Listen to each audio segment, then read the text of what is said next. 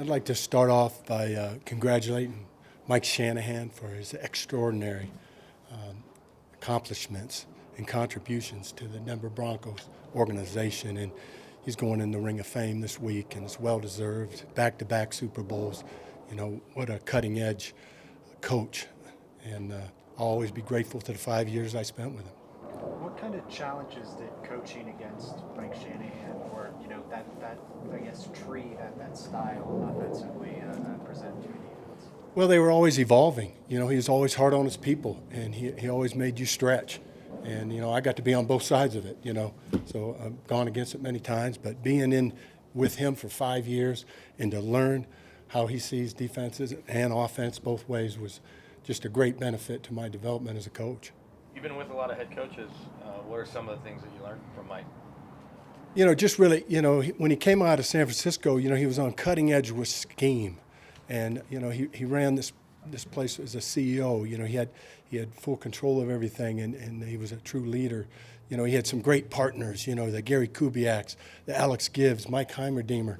They were doing some special work together, and these guys all went on to be head coaches and so forth. So it was a neat time. You mentioned those coaches on the offensive side, but what specifically did he do to kind of guide you guys on the defensive side, you and Greg Robinson? Yeah, Greg Robinson did a great job. We had worked together 10 years. But Mike guided us. He knew what he wanted. He recruited us for what we were bringing from the New York Jets at that time. And he wanted a Monty Kiffin, Pete Carroll scheme, and we were available to give that to him. But he also set up the guidelines of how he wanted it done, and that ultimately created team success. Coach Fangio said there was a dust-up with the defense. What was the nature of that yesterday? Yeah, just nothing. Just a little disagreement, things you work through, in the football world. As a coach, when that happens, do you get really involved? How do you handle that? Do you let them work it out themselves? Everyone's different. Every single one is different. You make a judgment. That's where you have your instincts as a coach and try to clear up things and move forward.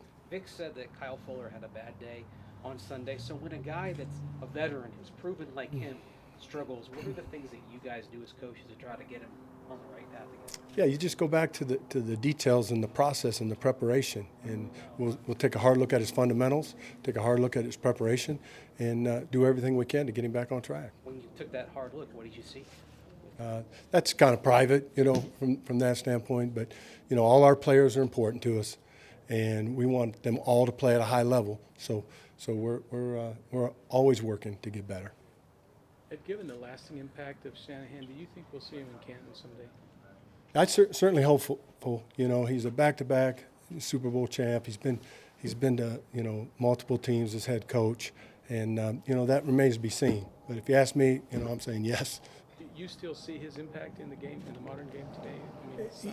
Indeed. Just look at the tree. I can't even name all the guys. You can start with Kyle, and you just so many guys in between. But he impacted so many guys. You look at the young coaches he had on the Washington staff, the LaFleurs and the, McVays. Yeah, you have to say tremendous impact on the way football is being played. How's Ronald Darby look to you, just this week and then last week as he's coming back? Yeah, we brought him back on a pitch count, and we keep increasing it, and we'll make a decision as the week goes on. You said he was, Shanahan, very demanding. Was he easy or hard to work for? I don't know. It's just great to work for, to be honest with you. Anybody that's going to help you strive to be great, and look for the details. I'm nothing but grateful for the opportunity. But were there times where he stretched us a little bit? Absolutely. But look at the benefits. What kind of challenge do the Raiders pose with the new play caller instead of group? Yeah, I'm sure Vic's probably talked about it, and from the standpoint of, you really, every coach has a fingerprint, offense and defense. If you call plays for a little while, and there's so much information out there to document that and take you there, and now you have a guy that probably hasn't called official plays in years, so there'll be some feeling out. So that's what happens when a new coordinator comes out of college or something of that sort. So and Vic has great instincts. We've been through these kind of things before, where you got to be on your P's and Q's. Are they staying true to form, or what are the things that are different as the first quarter unfolds? Mike always made it clear that the Raiders rivalry was a big deal, and it helped that he went 21-7 against them. Do coaches still feel rivalries today? Does it still matter to a coaching staff when you're playing rivals? That You know, part of I it. think that'll always be big in this organization, you know, the rivalry between the Raiders. There's no question about it. But Mike kept that to himself. You know, it was just really a credit to what the team thought about it. Mike made no special things about the Raiders, but you saw how well the team went out and played for him. So that's just a credit to how they wanted to support the coach. What do you think the best concept is to cover Darren Waller? The concept?